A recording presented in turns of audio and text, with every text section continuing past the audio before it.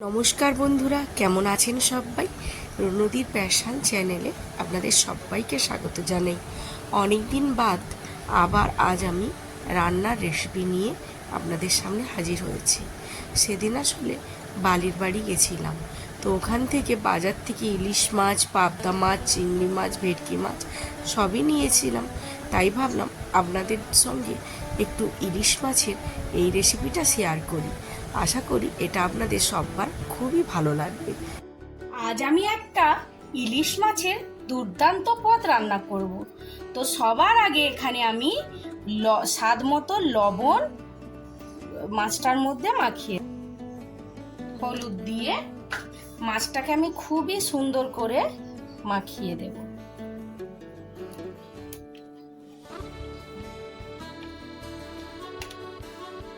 তো খুব সুন্দর করে মাছটায় আমি লবণ আর হলুদ মাখিয়ে দিলাম। এবার আমি আধ ঘন্টা এটা রেখে দেব। সাদা সর্ষে বেটে নেব। এই মাছটায় আজকে আমি কিন্তু সাদা সর্ষে দিয়ে রান্না করব।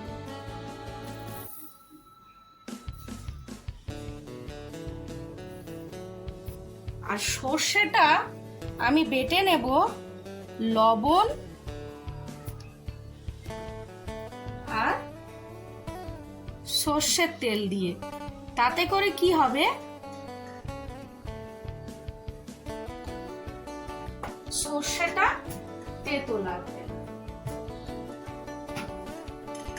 আর আমি এখানে দিয়ে দেব একটু জল। খুব বেশি জল দেব না, সর্ষেটা পেস্ট হওয়ার মাপে আমি একটু জল দেব।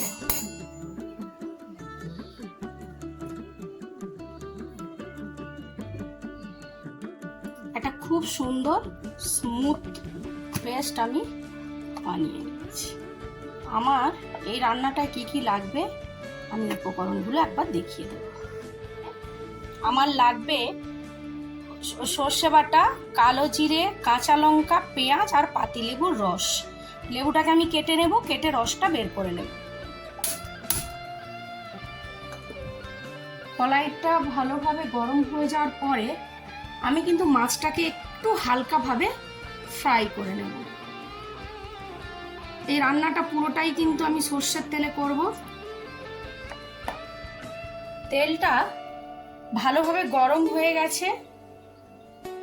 এবার আমি মাছটাকে একটু ফ্রাই করে নেব, কিন্তু আমি হালকা ফ্রাই করব, খুব ডিপ ফ্রাই আমি করব না।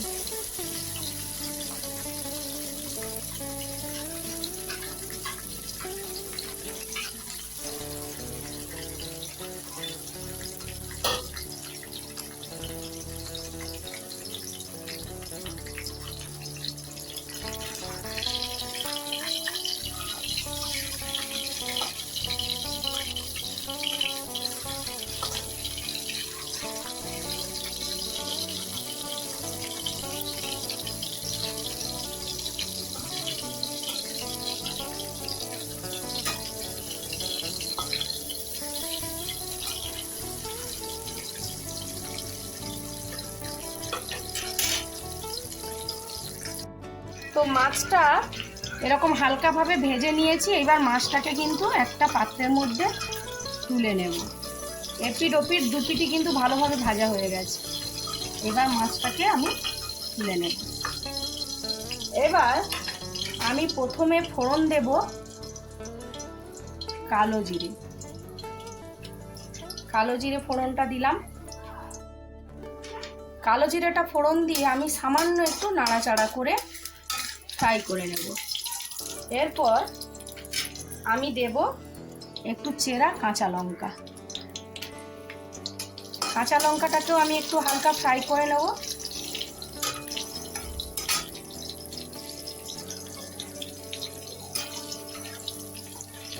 কালো জিরে কাঁচা লঙ্কাটা ফ্রাই হয়ে যাওয়ার পরে আমি এখানে কুচিয়ে রাখা পেঁয়াজটা দিয়ে দেব।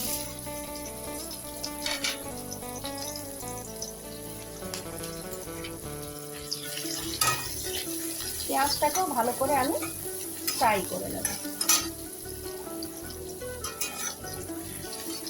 পেঁয়াজটাকে বেশ একটু ব্রাউন ব্রাউন করে ভেজে নেব। যতক্ষণ না পেঁয়াজটা হালকা ব্রাউন ভাব আসছে ততক্ষণ পর্যন্ত পেঁয়াজটাকে একটু ভেজে নিতে হবে। তারপরে এখানে বেটে রাখা সর্ষের পেস্টটা অ্যাড করতে হবে।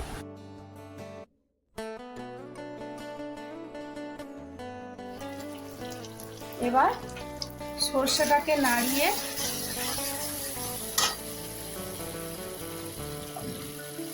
মিক্সিটা সর্ষেটা একটু হবে।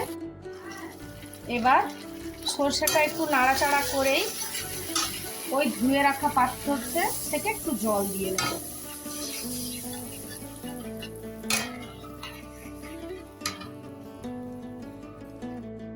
যেহেতু সর্ষেটা বেটে রাখার সময় আমি নুন দিয়েছি, সেহেতু আমি এখানে নুন না দেব না, কিন্তু একটুখানি হলুদ গুঁড়ো আর সামান্য একটু লঙ্কার গুঁড়ো আমি দিয়ে দেবো। ব্যাস, এবার একটু ফুটে উঠলেই আমি মাছগুলো দিয়ে দেবো। ফুটে উঠেছে, এবার আমি মাছগুলো দিয়ে দেব। মাছগুলো দিয়ে একটু উল্টে পাল্টে নিই, দিয়ে মিনিট 5 মতন ফুটিয়ে নেব।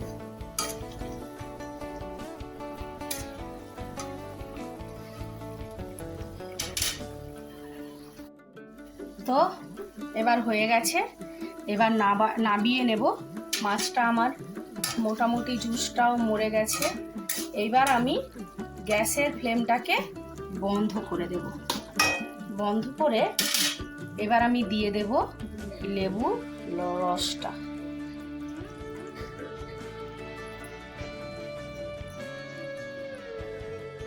আর একটা জিনিস আমি এখানে দিয়ে দেব, সামান্য একটু সর্ষের তেল দিয়ে নাড়িয়ে চাড়িয়ে মাছটাকে নামিয়ে নেব। পিঠো পিঠো উল্টে নেব।